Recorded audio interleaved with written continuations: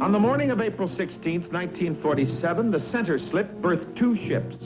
At Pier B, the SS Wilson B. Keene. At Pier A, the SS High Flyer. Separated by 500 feet of warehouses, at Pier O lies a barge. And the French freighter SS Grand Camp.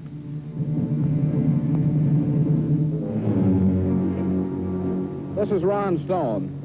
The Grand Camp lay across this slip, taking on a cargo of ammonium nitrate, a fertilizer that is good, comparatively inexpensive, and under certain conditions, highly explosive.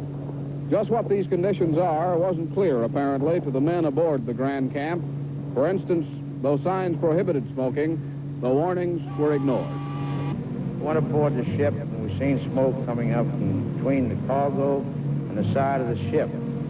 They had a water bucket down there they'd been drinking water out of, so I told them to throw the water bucket and everything down there to see if they could put the fire out. Well, it had no effect. So about that time, the crew members started coming down in the hole with fire extinguishers from the ship. Well, it did no good. Before 8:30, 27 volunteers of the Texas City Fire Department arrive on the dock. Texas City has a new fire engine, and this is its first time out. This is not the first time out for the volunteer firemen, though. Most are expert at extinguishing chemical and oil fires.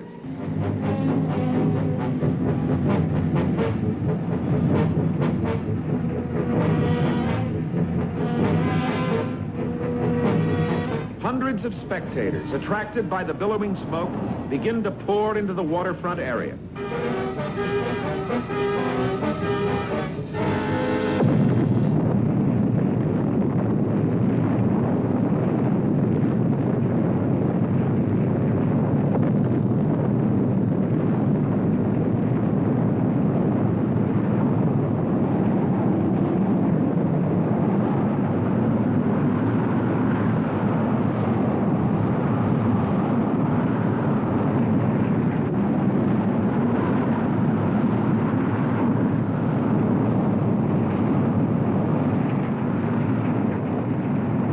Two explosions, only seconds apart, go off with the force of the Nagasaki atomic bomb.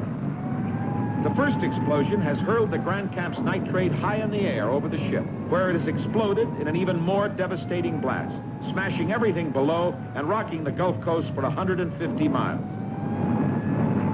The force of the explosion is detected on a seismograph as far away as Denver.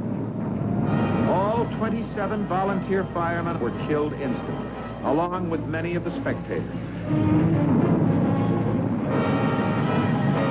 The Monsanto plant is leveled. Inside, 227 are killed. Many are decapitated or crushed by flying debris, strangled by poison gases, then swept by fire.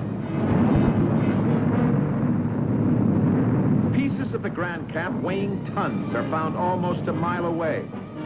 Warehouses, pipelines, concrete walls have been ripped apart and hurled through the air like so many cardboard toys.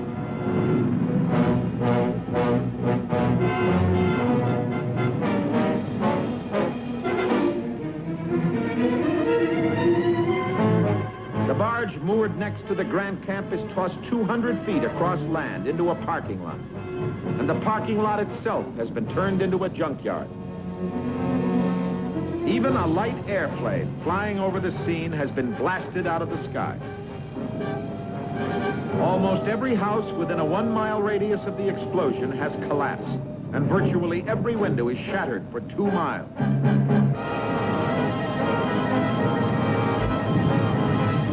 As far away as 2 miles, people driving in their cars are killed by the barrage of flying debris. Chunks of red-hot shrapnel hurtle through the air, piercing oil tanks and releasing a flood of flaming gasoline and oil.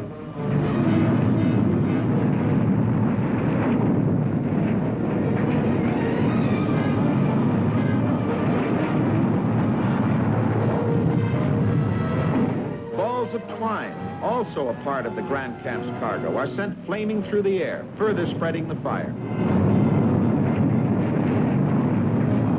By radio, telephone, and telegraph, the news is flashed to the nation. There is no water, and it appears that the entire city is about to be overwhelmed. Within minutes, the highway between Galveston and Texas City is filled with doctors, ambulances, and fire engines speeding to the scene.